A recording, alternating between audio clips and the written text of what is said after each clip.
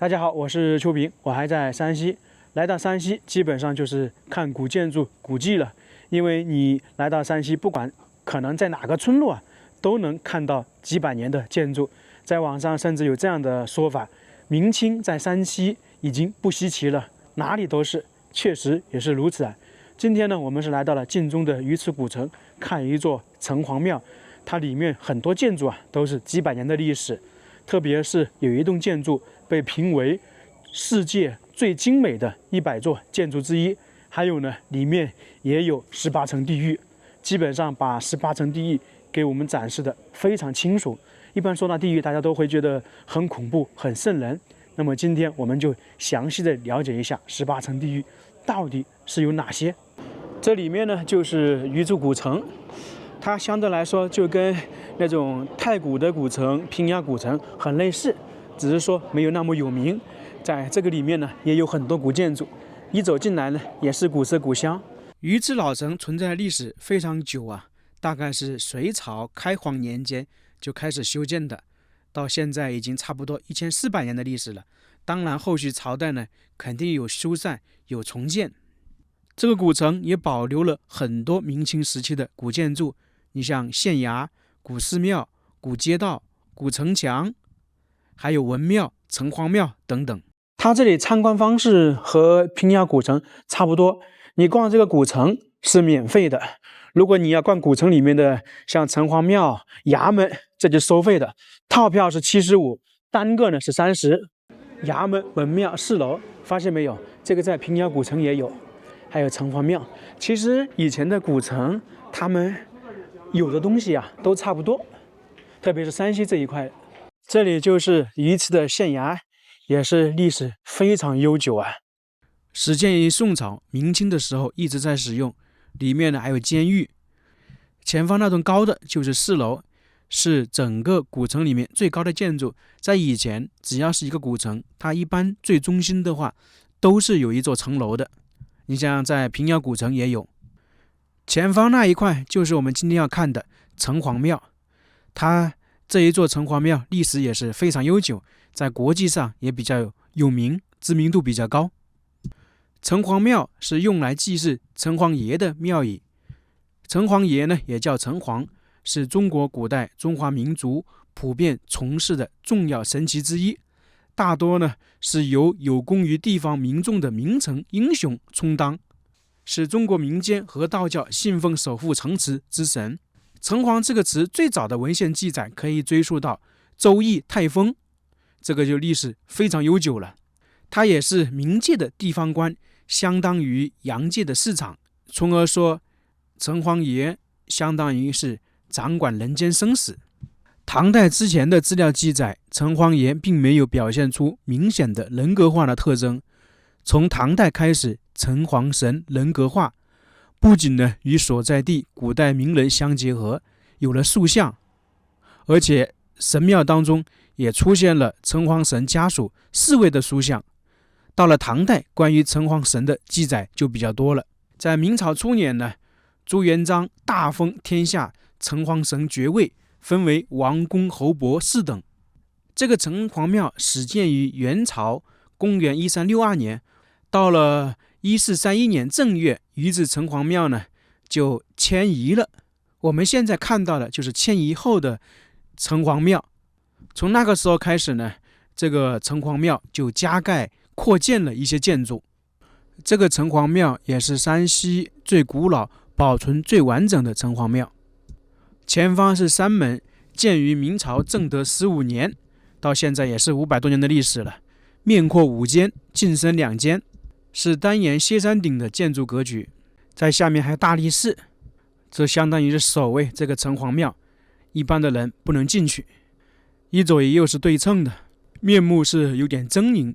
这个是拿着狼牙棒，刚刚我们看到的是拿着三叉戟。那在这里呢，是看着每一个前来这里的人。在屋脊上面呢，还有一些琉璃雕刻。这里呢，可以看到是有2条龙，旁边是莲花。一般龙的话是权力的象征，在封建社会，普通人是不能雕刻含有龙的东西，而这个城隍庙肯定是例外了。莲花我们经常看到修行的人的地方有，那就代表着修身养性。在这个下面呢，还有几块牌匾，最左边呢是惩恶劝善，这个很好理解了，惩罚作恶的人，劝人行善。中间这个城隍庙的牌匾非常特殊，它是由郑板桥题写的，非常罕见的。郑板桥是扬州八怪之一，在历史上也是非常有名的一个人物。从山门进来就可以看到有一栋建筑，我们看起来是比较高，对不对？那其实呢，它就是2层，叫做玄剑楼。这栋建筑啊，它是被评为全世界最美的100座古建筑之一，始建于正德10年，公元1515年，到现在已经500多年了。当然，屡经改建扩建，它高度是17米，是一座重檐歇山顶的2层楼阁式建筑。玄呢是深奥微妙、不可领悟的意思；剑呢本意是禁止，有教训对照之意。这里指的是警示自身、告诫世人、关照自己的行为之意。站在远处看这个建筑啊，确实是与众不同。以前是能进去看的，但现在可能为了保护啊，大门没有开，我们走不进去。里面有一个非常精美的藻井啊。然后那个楼前面一点点呢，就是一个戏台，神仙听戏的，因为城隍庙城隍爷嘛。平时这里呢是通道，然后碰到要唱戏的时候，就把木板放在这个凹槽上面，就成了一个平台。一般戏楼都是这样的。它是建于公元1523年，也差不多500年了。每年农历5月，在这个地方会唱戏1个夜，来祭祀城隍爷。在戏台2侧呢，是一座8字琉璃影壁，这就是啊，也是差不多500年的历史。上面雕刻的就是麒麟，非常精美啊。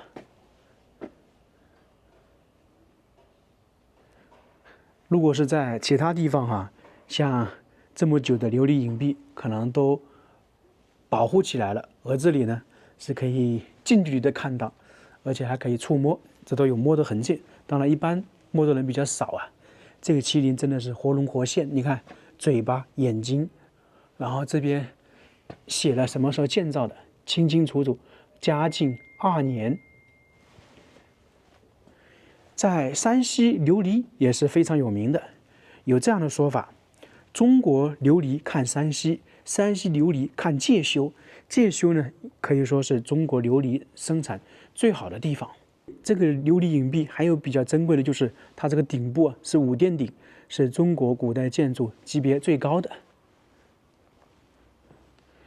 还有一种说法，就是说当时慈禧不是要建颐和园给他那个玩乐嘛，那里面的琉璃影壁啊，就是参照这个地方来的，就是派人来这里学习。刚才那只麒麟呢是向前怒吼张嘴，而这里呢是回头，2只眼睛呢叫怒目吧。这里呢基本就把中国的建筑体现得淋漓尽致。在戏台前面是城隍庙的主殿，是叫做显佑殿，里面供奉的是城隍爷以及一些判官。一走上来也可以看得出来，这些建筑历史是比较久的。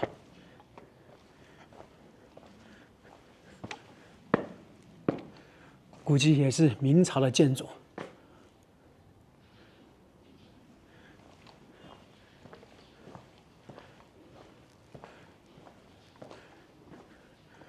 这个就是城隍爷，然后两边呢是一些判官。那这个城隍爷是寇准啊，寇准也是大名鼎鼎。我查了一下，寇准作为这里的城隍爷，主要是由于寇准的祖籍好像是山西的。每个地方的城隍爷是不一样的。一开始我们也说了，城隍爷一般是当地比较知名的人物。在大殿2侧墙壁上面还有一些壁画，展示的应该是城隍爷出巡的场景。一开始我们说这个城隍庙里面有18层地狱，那这里确实是有啊。前方我们看到的是一个明王殿，里面呢就向我们展示了10殿阎罗以及18层地狱的场景。很多人可能会以为啊，18层地狱是竖的，就是一层一层下去的。那其实18层地狱它是属于横向的。18层地狱大概是指的18种刑罚，并不是指18层，这大家要了解一下。以前呢，我们去过一些18层地狱，也简单介绍了一下。那这种18层地狱在山西就有好多处啊，你像那个东岳庙里面有，还有绵山好像也有。那今天我们在这个城隍庙里面也有。为什么在城隍庙里面呢会有18层地狱明王殿呢？这主要是城隍爷有一个职能，就是掌管人间生死的，所以说那个城隍庙里面也有18层地狱。你看这个明王殿很大吧，感觉都有差不多100来米了，那就等于它18层地狱这样横向过来的，每一个可能都有展示。那现在我们进去看一下明王殿，一进去呢就能看到一尊塑像，这个是东岳大帝。东岳大帝是掌管地府的，就实际来讲，很多人说地府的最高是阎王，其实不是啊，阎王只是中层管理，东岳大帝呢才是我们说的老大。在东岳大帝两侧呢就是地府的场景，上面就是10殿阎王，下面呢是18层地狱的场景。我们从那边一个一个过来展示看一看。在以前的说法，人去世之后就要来到地府地狱。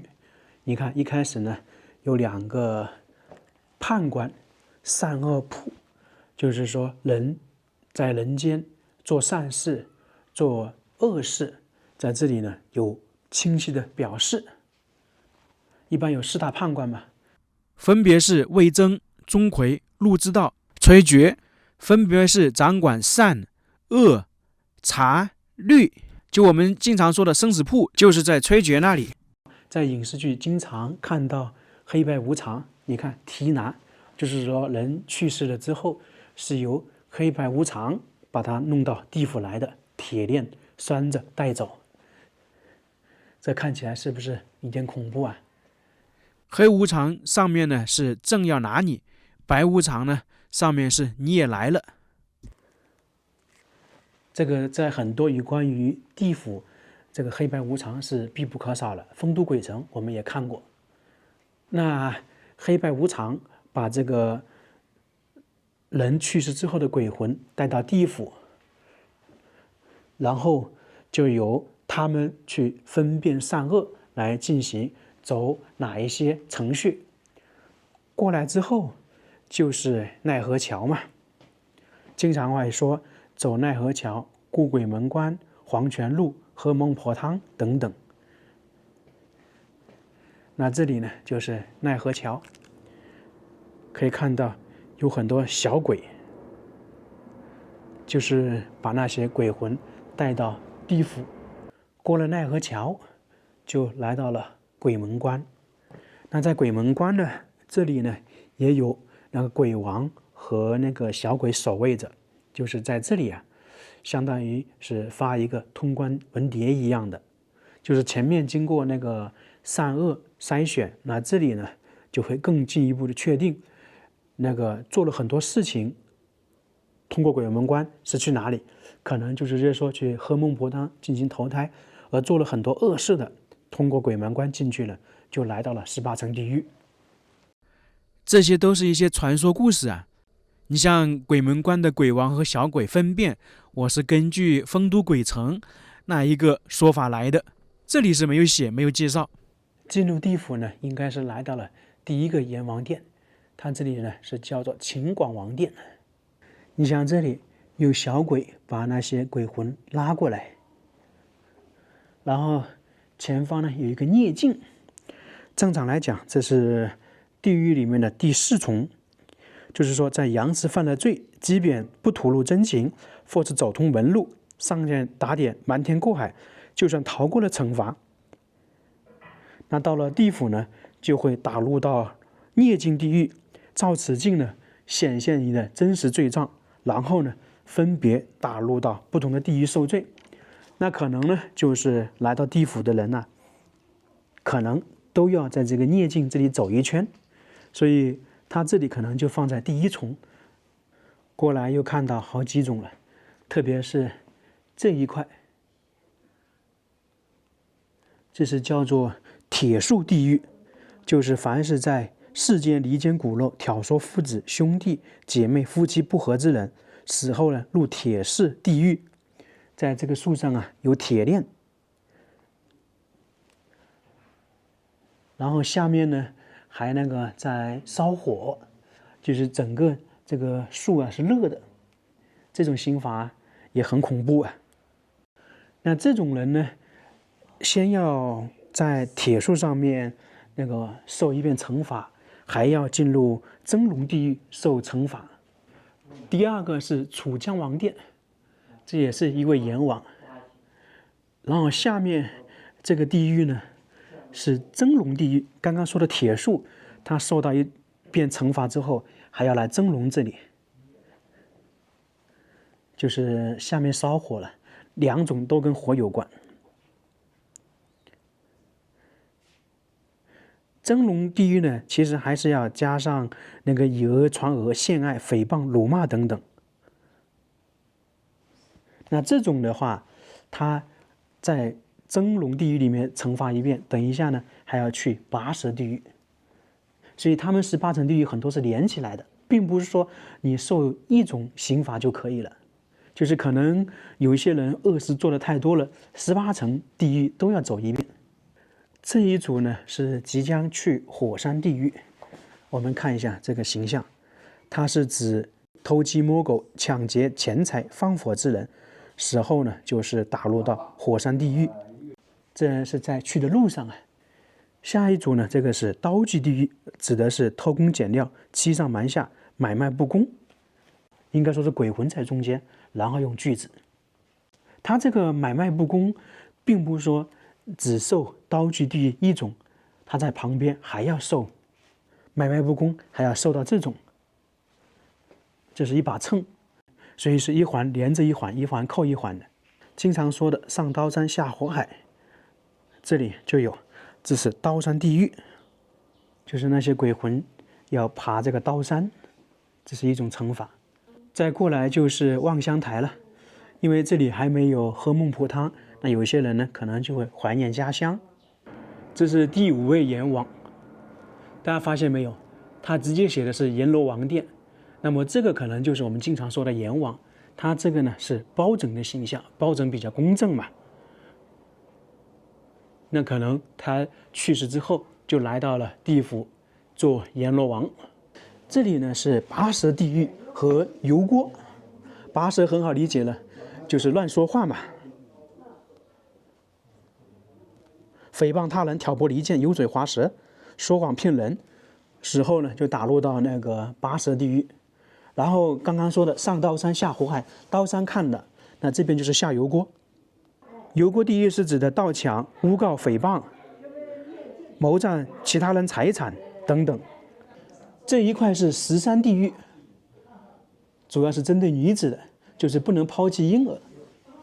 这里也是有2种，第一是尸魔，就是糟蹋粮食的，或者小偷、贪官污吏、欺压百姓，死后呢打入到尸魔地狱。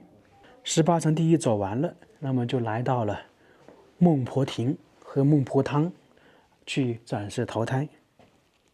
应该说是喝孟婆汤，忘却前世今生，然后去投胎。这些18层地狱的展示，我只是看了一部分，因为有一些我不知道它展示的是哪种地狱，并且呢，这18层地狱这里的展示，并不是网上我们看到那个排序，它可能有点打乱了，毕竟它这个地府建造的时间可能是比较早。整体而言，这个18层地狱一眼看去真的是有点让人害怕，胆战心惊，胆小的人可能不敢看呢。18层地狱，阴曹地府给人感觉是非常恐怖，其实它真正的作用呢，竟是警示人们要多做善事，不要去做恶事。在封建社会一直有这样的说法嘛，你做了恶事没人看到，并不代表没人知道。我们经常在影视剧也可以看到，天知地知，你知我知，怎么可能没有人知道呢？说的通俗一点，向人们展示的就是说，你做了恶事，在生前没有受到处罚，然后你去世之后来到阴曹地府，是会受到处罚的。这里还好是白天看呢，如果是晚上看的话，绝对是不敢的。那今天这个视频就到这里了，非常感谢大家，我们下个视频再见。